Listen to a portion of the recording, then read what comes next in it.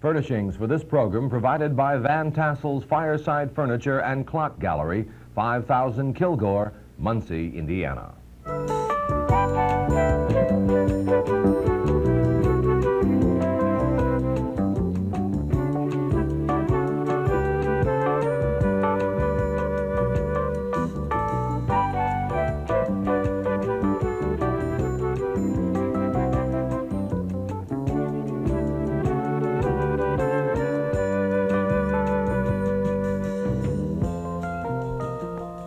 In the event you missed them earlier this spring, we're repeating two interesting and important interviews on today's program.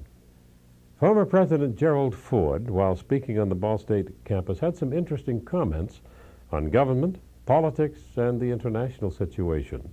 The comments were made during a news conference following his talk. President Ford. Thank you. It's nice to be here. I have no further prepared remarks. I'll be glad to answer any questions. Mr. President, you mentioned out there in your speech not necessarily cutting defense spending, but spreading it out. How would that help cut the deficit? Well, if you stretch out the defense program from 5 to 6 years, in effect stretching out $1.7 trillion over 72 months rather than 60 months, you can have significant cash flow benefits every year, and that will have a corresponding cash flow benefit as far as the deficits are concerned. I would say that it would save in cash flow at least $15 to $25 billion, depending on just how you implemented it. But it would be a significant contribution to debt reduction. How important is debt reduction? Well, I happen to believe that reduction of our deficits is the only way we can guarantee that we'll have continued prosperity for the next 5 years. If we all pull together and do our share, we can absolutely maintain a healthy economy for the next 5 years. Are you Mr. President? Yes. Mr. President, today the MX missile received final congressional approval, and tomorrow Dr. Helen Caldicott, the founder of Women's Action for Nuclear Disarmament, will speak on the same campus. What would you say to her about today's passage? Well, I haven't heard her remarks, so I am not qualified to answer what she'll say categorically. I can say this. As one who actually negotiated with Mr. Brezhnev to reduce nuclear weapons and who was able to achieve a reduction in strategic weapons in such negotiations, my track record is pretty good in getting results, not talking about it. I would say that in order to have the United States achieve a reduction of nuclear weapons in negotiations, they ought to go to the bargaining table with all of our weapon system available for negotiation, including the MX. I strongly feel the MX vote was the right one. Substantively, in order to maintain equivalence with the Soviet Union, and psychologically and from a negotiating position, absolutely essential. Mr. Yes. President, you mentioned social programs that have been on the books for quite some time and mentioned their essentiality. Could you elaborate a little longer on what programs might be deferred? Well, I gave two examples in response to a question, and there are others that I'm sure the Congress will take a look at. But the two I gave are very important. They involve probably anywhere from $6 to $10 billion annually. Yes. General revenue sharing is one of the programs Yes, you mentioned. absolutely. Cities and counties have become quite dependent on general revenue sharing to meet operating expenses, especially in the state where we have a frozen tax levy. What options do they have to make up for that revenue that they would lose? Well, the amount of actual cash that a community or a governmental unit gets out of revenue sharing is really not a significant part of their overall budget. And in the current fiscal crisis that the federal government has, which I happen to think is worse than any individual city or any individual state, first things have to come first. We have to get Uncle Sam's fiscal picture in order if we're going to have a strong nation. And in the process, everybody who's involved in getting money from the federal government will have to share some of the belt-tightening. Mr. President, along the same lines, the farmers right now are upset about the financial crisis they're going to have. 1986 being an election year, and I believe 23 Republican senators are up for re-election. What effect is the farm vote going to have, the cuts in the farm budget going to have on that vote next year in the control of the Senate? Well, I have great sympathy for the American farmers who bought too much land at too high a price when prices paid for their commodities were high. And I feel very saddened by their economic plight today when land prices are down, when market prices are down, and they overextended themselves. The program of the federal government today is to try and ease this financial crisis by extending the term of their loans, by giving them reduced interest rates and refinancing their loans that they made when things were going good.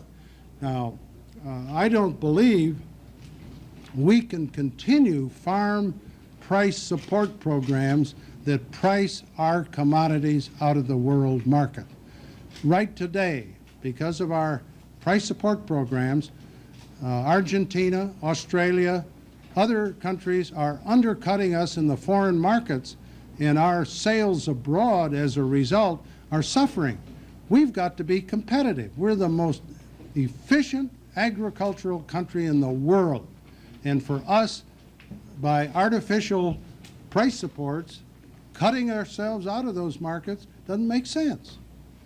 Mr. President. Yes. You complained about the length and the cost of the presidential campaign.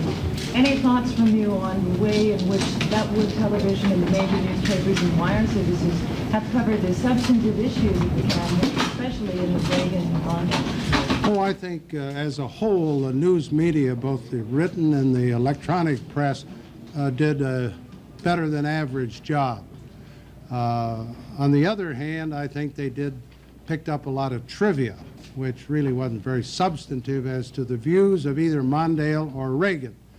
I wish the networks particularly, but local stations I guess, would spend more time on substance rather than a 15 or 30-second trivia answer to some question. I know how valuable your time is on the tube and all this and that, but you would do a great service to the American people if you would take more time and give more substance instead of just some trivia that you pick up from here or there. Yes, yes. What are your feelings about the drug and alcohol abuse in this country? What do I think about drug and alcohol abuse? Well, I think we've got to maximize our effort to do something about it. My wife is the chairman of the board of the Betty Ford Center on Alcoholism and Chemical Dependency, so I know something about how the best way to treat those problems. But we don't have enough good treatment centers around the country to help people who unfortunately have had that difficulty. On the other hand, we ought to do more of education among young people to point out the evils of either alcoholism or drug addiction. So if you try to help those who unfortunately are affected, and you try to educate those who have not yet been affected, I think that's the proper way. Mr. President, you highlighted some of the changes you'd like to see in the presidential nominating process. Do you think those will become reality? Well, I think there's a movement afoot. As a matter of fact, in my Ford library at the University of Michigan, we're having a 2.5-day conference on how to improve the election or nomination process. And there's another group under former Congressman Mel Laird and former Democratic National Chairman Bob Strauss at Georgetown University, which is going to do much the same thing. Maybe we can get some momentum going. Maybe we can get some momentum going to bring about necessary legislation. Yes? Did you say that 40 million drop in the deficit would reduce interest rates 1.5%? 1.5% across the board. Yes, sir. Well, in light of what you were saying about the need to reduce the deficit, why do you still think the MX missile, which some people say will be obsolete when the target gets installed, how can you defend putting MX missiles in against the need to reduce? Well, for two very good reasons. The first reason being that substantively we need it. As a matter of fact, I initiated in my administration the research and development of the MX missile. Mr. Carter continued it, and under the Scowcroft Commission, we now have the present deployment procedure. We initiated the MX because the Soviet Union, beginning in the late 70s, undertook a massive program to increase the throw weight and to improve the accuracy of their land-based ballistic missiles. And they now have achieved that capability with a new generation of missiles. And for us to retain equivalence, not superiority, equivalence, we need the MX. And secondly, having negotiated with Mr. Brezhnev, the Congress, when I negotiated with him, didn't take any weapon systems away from me. So when I went over to negotiate, we had the opportunity to negotiate any and all weapons that we had available. And the net result was, because I had no hampering by the Congress, we were able to get Mr. Brezhnev to reduce his launchers by about 350. And we only had to reduce ours by about 100. So by having flexibility as a negotiator, I was able to get significant progress. If you take away the MX, Mr. Kampelman and Mr. Glittman and Senator Tower are going to be handicapped in trying to get some responsible reduction.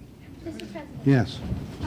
Do you think that our government should interfere with Nicaragua? Well, I think we have an obligation to help the legitimate Nicaraguans, anti-Sandinistas, who want to restore democracy in their country. The current government in Nicaragua is not a democratic government. It's in effect a dictatorship. And there are bona fide Nicaraguans, anti-Sandinistas, who want to restore a democratic society in Nicaragua. I don't see any harm in Americans or our government helping those legitimately. I wouldn't do it covertly, because that's always criticized, but I would permit it to be done overtly. One more, and then we have to go. Somebody back there, yeah. In your autobiography, you refer to Jimmy Carter as having an obsession with civil rights. Do you think this is detrimental to our foreign affairs after he left office in any way? Well, I think you have to have a reasonable point of view. I'm very proud of my administration's record on civil rights, and I'm proud of the voting record I had in the Congress on civil rights. But I think you've got to have a reasonable balance. And in some respects, I think the Carter administration went overboard. One more. Mr. President. Yeah. Why do you think the Star Wars defense system will help or hinder U.S., Russian, Soviet? Well, I personally believe we ought to maximize our research and development, primarily research on Star Wars. We're so a long, long ways away from developing any hardware. This is extremely far-reaching scientific research. We're at least 3 or 4 years away from developing any significant hardware. Let's get the research done and then make a decision as to whether we want to proceed with the actual manufacture of and deployment of hardware. Thank you all. It's nice to see you. It's great to be here at Ball State. Thank you.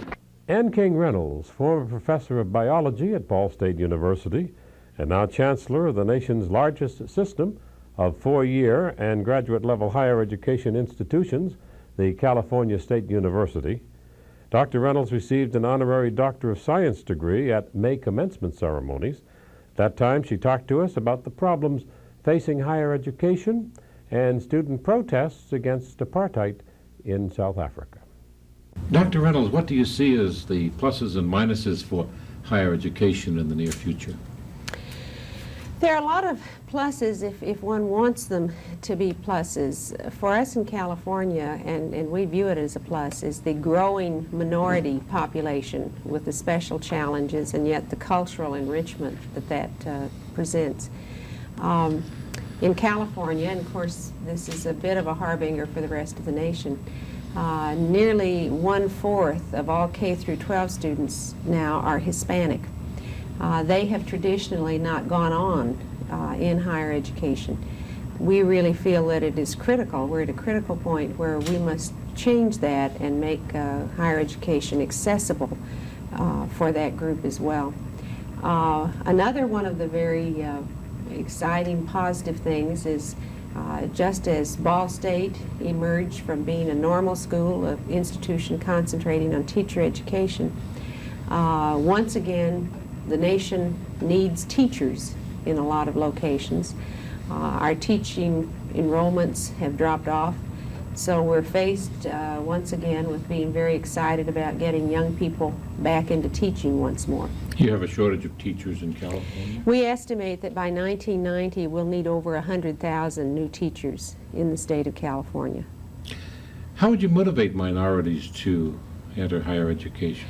We have several programs. One is our Step to College program, which Dr. Harry Handler of the Los Angeles Unified School District and I initiated in the Los Angeles Basin area 2 years ago, in which involves high schools with primary or very heavily minority enrollments. The guidance counselors select young people that look promising, and we enable them to come to a college campus and take a single course, which shows them that they can be successful. Many of them do not realize they can do college work and do it well.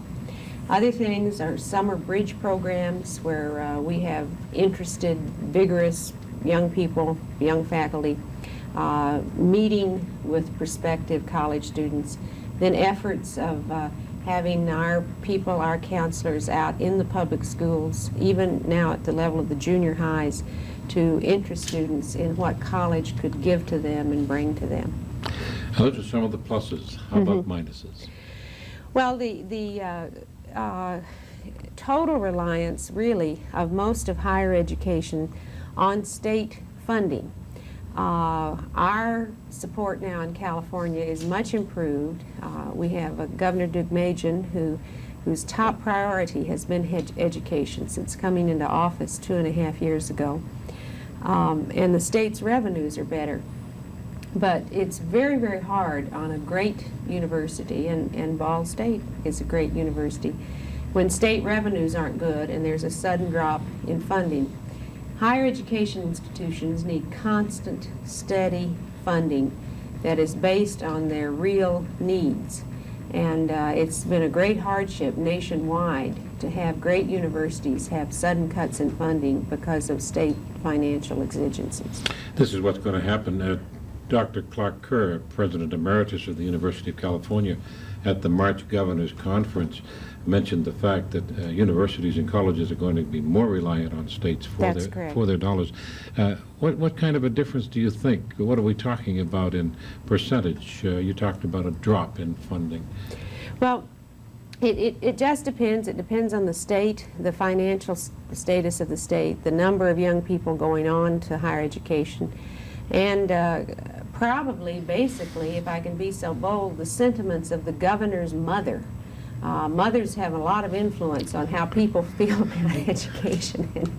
And so if state officials have a strong commitment to higher education, then higher education gets better support. And of course, equally important is support for K through 12, because unless the public schools are well supported, students are not prepared to take advantage of either going on after high school into careers and jobs or going on to college. There's a great deal of competition for state dollars. And there is always a preeminent university within a state that is favored. And other emerging universities and colleges who have emerged from teachers' colleges into universities compete for these dollars. How do they compete against the older established university? Well, that's one of the virtues of the California Master Plan for Higher Education, which was implemented 25 years ago. We have 3 tiers of public higher education. The University of California system, which are the 9 University of California institutions, including the emphasis on the doctorate, law schools, and medical schools. Then the system I'm involved with, the California State University system, which is the largest baccalaureate granting system in the United States. We have 316,000 students now, and master's degrees. And then the community college tier. By doing that, those of us who are centrally involved with these institutions work with the governor and the legislature on our funding needs, the various programs facing them, so that the legislature and the governor deal with only 3 entities rather than the literally dozens of institutions that we represent. And this is working satisfactorily? We believe it is. Mm-hmm. It gives a fair arrangement for the higher education dollars. A new survey indicates that 6 in every 10 U.S. colleges and universities are reviewing the quality of their curriculum. What changes are needed to meet the needs of the student? Well, there was a commission appointed by the National Institute of Education that brought its report in nearly about 8 months ago. The commission was appointed by then Director Manuel Justus, and the commission was chaired by Dr. Kenneth Mortimer. Since that time, that report has been reviewed nationwide.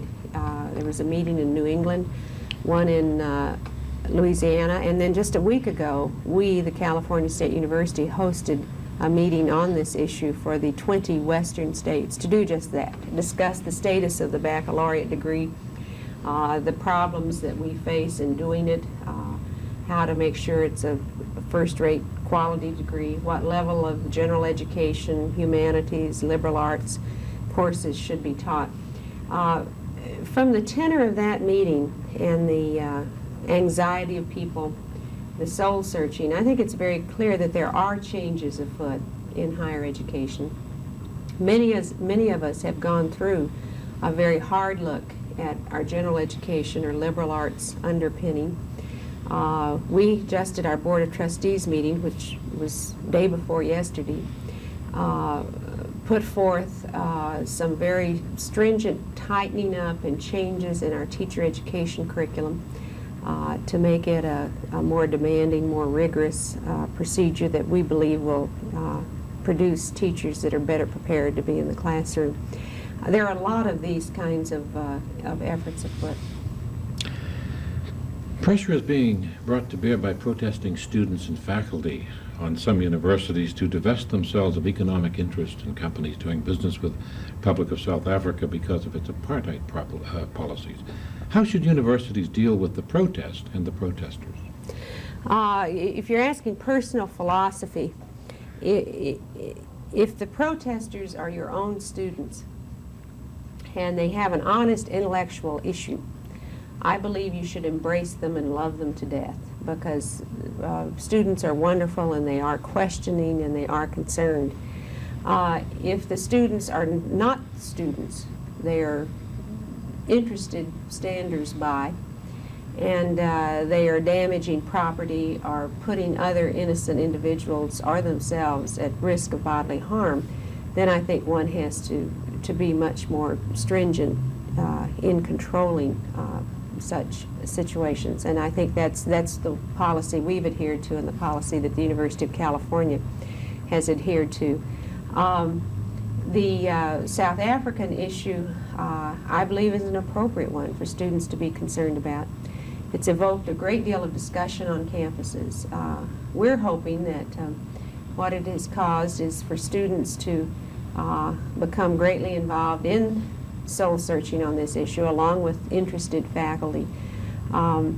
We, back in 1978 in the California State University, our Board of Trustees urged that all discretionary funds that were in investment accounts be in accord with humanitarian principles. They've come to become called the Sullivan principles. The issue now facing the University of California is a more complicated one because they have greater numbers of discretionary and retirement accounts involved with such companies. The reason it's a difficult one, though, there are many American companies that have tried very hard to help all classes, all ethnic people in South Africa with their policies there. And that's why it's a difficult intellectual issue and worthy of our best consideration. Corporations are often generous donors with grants, equipment, and funds. Do you see these projects being jeopardized by activists insisting that universities divest themselves of that stock in South Africa? I think corporations have been amazingly tolerant sometimes of some of the escapades of people, in that people that manage corporations generally have college-age youngsters themselves, and probably have gone through some fairly sharp questioning on corporate policy themselves as well.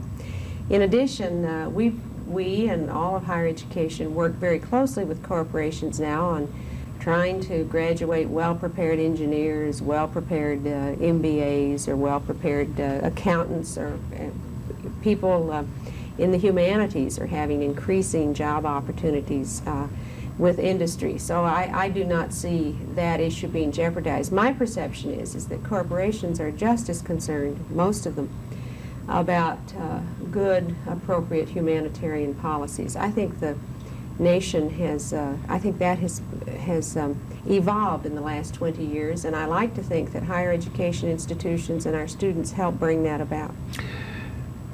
In a sense, activists are urging a boycott of companies, or actually, in a sense, a boycott of companies doing business in South Africa. Should that extend to our allowing South African students to enter our educational system? Well, many our educational systems for years have had student exchange programs, international programs, and I think they have been magnificent. It is wonderful when someone goes to mainland China and finds someone there in an institution, who's been there for 40 years, who was trained in the United States. I remember once a good friend, a biologist, cabled me or wrote to me about the score of the Ohio State-Michigan game from China, and I dutifully cabled it back. And he had encountered a man, this was shortly after China opened up, and he had encountered a Chinese professor that nobody'd heard of since the 30s who'd gone to Michigan, and he'd encountered one that nobody'd heard of since the 30s that had gone to Ohio State, and they both remembered the Ohio State-Michigan football game from 40 years ago and wanted to know what was happening. Probably more than anything else, our educational efforts with international students have truly promoted international understanding. Sometimes the payoff isn't evident for half a century, but it is there, and we should keep doing it. So we should allow them to enter our educational system. Very much so. Just one final question on this. How intense do you see campus activism becoming during the latter part of the 1980s? It's hard to know. We're working on some projects now to involve students in internships of a social work nature, to work with the homeless, to work with foster children, to work with truant children, children with the potential of dropping out, and even bag people, you know, the bag people that one sees in large cities. One of the reasons for being concerned about this is that with all of the emphasis on getting jobs and the yuppie generation, one hates to think that the prime emphasis of every one of our college graduates is the best paying job, the best looking condo, and the most expensive foreign-made car. I, for one, just don't think that's true of all our students. And so efforts towards social involvement, concern for fellow man, I welcome in the student body. I realize it's not always harmonious, but I think the empathy, the warmth of our young toward their fellow man and woman should be welcomed, and I think we should foster it more.